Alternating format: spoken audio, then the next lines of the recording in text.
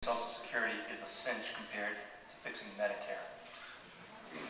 In the short run, Towers Watson noted that the Medicare health reform legislation will have a major positive effect on Medicare's financial picture, extending the life of the trust 12 years to 2029. Nonetheless, prompt action is necessary to address both the exhaustion of the Hospital Insurance Trust Fund and the anticipated excess growth in supplemental insurance Part B, Part D expenditures. What sort of legislation would you propose to fix Medicare and eliminate Medicare fraud?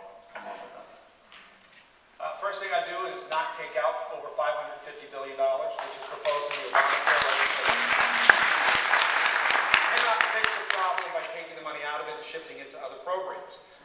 You see the effects already of the supplemental Medicare programs, including the Medicare Advantage, which are being cut because of that. So what we do have to do is to be very mindful. Fraud has to be one of the first things that we attack. Now, you remember last September when President Obama, we were debating the health care issue as to how to solve the Medicare crisis, the Medicaid crisis, and all the others.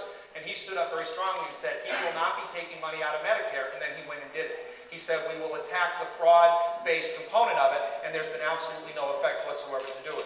There are estimates that range in the $100 billion range for all types of fraud that's going on in all of our entitlement programs, including Medicare. That has to be attacked first and foremost. There's a very clear path already in place, but it's got to be strengthened so that we look very closely at every single billing. I think part of what the problem is right now is getting in control of the actual billing procedures. I think they're archaic, outdated. They're so confusing that even doctors, hospitals, and the payers that come through Medicare aren't able to adjust exactly what it has to be. So to get rid of that, I am in favor of putting some money actually into getting the electronic medical records up and running.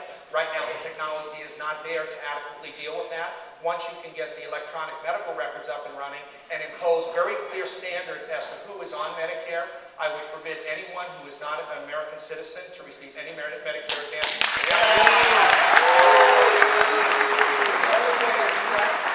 only way to do that is to be very, very strict with the application procedures. Thank you. Mr. Perry. Thank you. You are going to be in retirement all night.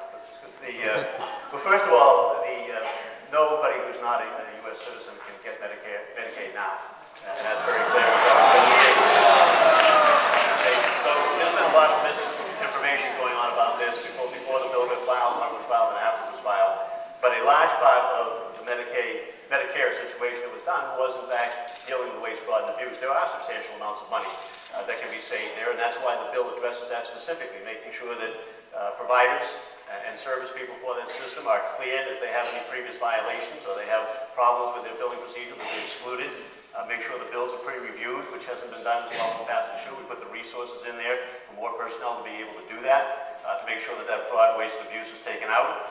And that is going to be a substantial part. We also no longer are going to pay the Medicaid Advantage private insurance who are getting a 14% extra bonus while not giving the extra services they provided. That's not taking money out of Medicare. Nobody is going to get any less than the Medicare people have always gotten on the fee-for-service, but those Medicaid Advantage private companies are no longer going to get 14% more, forcing the people on regular Medicare to pay extra money every month.